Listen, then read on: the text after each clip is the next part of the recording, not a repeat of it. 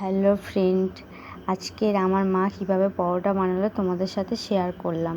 প্রথমে আটা নিয়ে নিয়েছি, বাটি নিয়ে নিয়েছি, পরিমাণ মতো আটাও ঢেলে নিয়েছি বাটিতে। তারপরে বেলেন চাকি, বেলেন বাড়ি রেডি করে নিয়েছি। এবার আটার মধ্যে সামান্য পরিমাণে নুন নিয়ে নেবো। নুন দেওয়ার পরে সামান্য ময়দা মিশিয়ে দেবো, কারণ ময়দা মিশিয়ে দিলে আটার সাথে পরোটাটা খেতে খুব সুন্দর হয়। তো ময়দা মেশানোর পরে সামান্য পরিমাণে চিনি দিয়ে দেবো আর সামান্য পরিমাণে সাদা তেল দিয়ে দেবো, যাতে ময়ানটা ভালো হয়। এবার ভালো করে মিশ্রণটা ভালো করে নেব, মাখিয়ে নেওয়ার পরে পরিমাণ মতো জল দিয়ে দেবো। যতটা লাগবে আটাটা মাখাতে সেই পরিমাণ মতো জলটা দিয়ে দেব। তো জল দেওয়া হয়ে গেছে, আমার আটা মাখানো রেডি হয়ে গেছে। তো আমি কিছুক্ষণের জন্য চাপা দিয়ে দেব।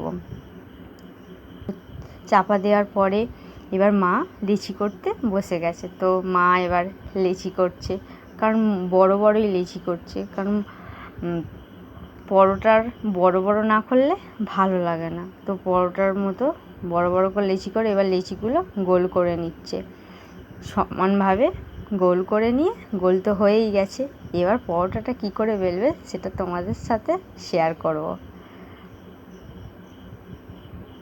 দেখতেই পাচ্ছ আমার মা কীভাবে পরোটাটা বেলছে।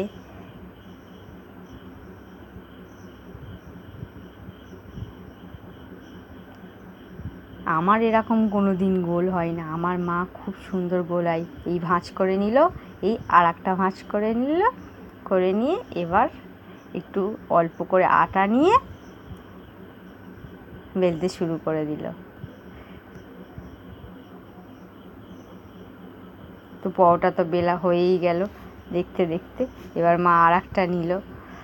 ওরকম বেলতে প্রায় সবই বেলা হয়ে যাবে, কারণ আমার মা খুব তাড়াতাড়ি বেলতে পারে। তো ওরকম করে সব মোটামুটি রেডি হয়ে গেল বেলা। সব মোটামুটি বেলা হয়ে গেছে। এবার উনুনটা জ্বালা তো ছিল, কড়া গরম হয়ে গেছে। তো কড়াতে একটা পরোটা দিয়ে দিয়েছি, সেটা উল্টে আবার আর একটা পরোটা দিয়ে দিলাম। তারপরে এপিট ওপিট উল্টে ভালো করে লাল হয়ে গেলে ভালো করে এবার উল্টে নিলাম। ভালো করে উল্টে এবার তেলটা চারিদিকে ভালো করে দিয়ে দেব, যাতে পরোটাটা কাঁচা না হয়। তেলটা দিয়ে ভালো করে দুভাগে ভালো করে উল্টে নেব। উল্টে নিলে তবে চারিদিকে তেলটা লাগবে। তো আমার তো রেডি হয়ে গেছে পরোটা, দেখাই পাচ্ছ বন্ধুরা। তো এরম ভিডিও পেতে থাকলে প্লিজ আমার চ্যানেলটাকে সাবস্ক্রাইব করে দেবেন। Tata, bye bye, Har Har Mahadev.